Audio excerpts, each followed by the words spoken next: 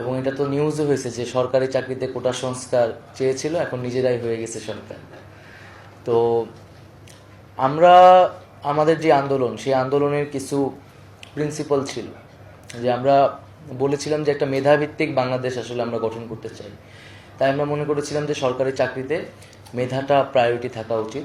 কোটা থাকতে পারে, যতটুকু প্রয়োজন সেতটুকু রেখে সংস্কার করে মেধাটাকেই প্রায়োরিটি দেওয়া হোক, কারণ বাংলাদেশকে এগিয়ে যেতে হলে মেধাবীদের প্রাধান্য দিতে হবে। কারণ আমরা দেখতে পাচ্ছি যে মেধাবীরা দেশ নিয়ে হতাশ, তারা ব্যাপক পরিমাণে বিদেশমুখী, কারণ তারা মনে করছে যে তাদের মেধাটা আসলে যথাযথ গুরুত্ব দেওয়া হয় না বাংলাদেশে, বা তার কোনো সুযোগ নেই।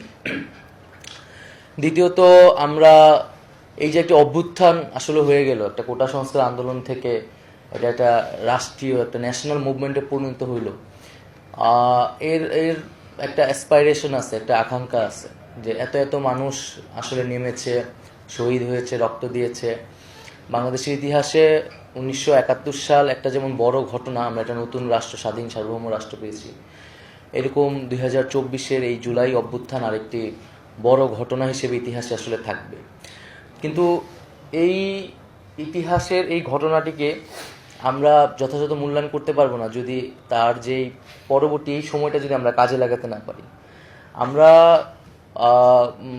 যদি আমরা বলেছি যে আমরা আগের বাংলাদেশটা চাই না, আমরা যেই বাংলাদেশে আসলে এই যেই প্রবলেমগুলো ছিল সর্বস্তরে, বাংলাদেশের এমন একটা সমস্যা, যেখানেই হাত দেওয়া হয় সেখানেই প্রবলেম, সেখানেই সমস্যা, সেখানেই দুর্নীতি, সেখানেই লুটপাট, মানে সর্বাঙ্গে ব্যথা, ওষুধ দিব কোথায়।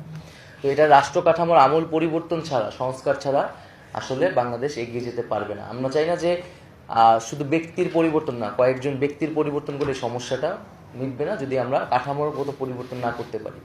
তো এখন যেহেতু একটা সুযোগ এসেছে, এই সুযোগটাকে আমাদের সবার কাজে লাগানো উচিত। ছাত্ররা, সাধারণ মানুষরা তাদের যে রোল, তাদের যে ভূমিকা, তারা সেটা পালন করেছে, রাজপথে তারা সেটা করে দেখিয়েছে, বা সামনেও করে দেখাবে। আমরা জানি না আমরা এখানে কতদিন আছি বা বাংলাদেশে স্থিতি অবস্থা কতদিন থাকবে, কিন্তু আমি যেটা বলতেছিলাম যে এটা একটা সুযোগ।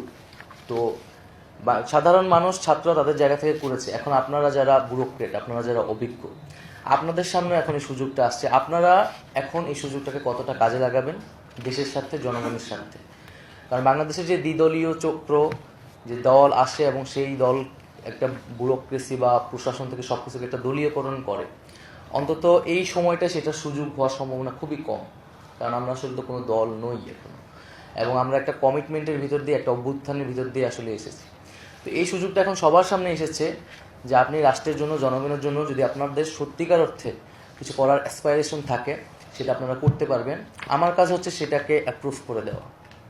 আমি এখানে এসেছি একটা জনগণ যা চায়, তা সেই সাধারণ মানুষের বক্তব্যটা, তার আকাঙ্ক্ষাটা, তাদের দাবিগুলা আমি এখানে উত্থাপন করব, এবং আপনাদের কাজ হচ্ছে সেটাকে বাস্তবায়ন করা, বা আপনাদের জায়গা থেকে যদি আপনাদের প্রস্তাবনা থাকে সেইটা আমি আমার জায়গা থেকে সেই অনুযায়ী কাজ করব।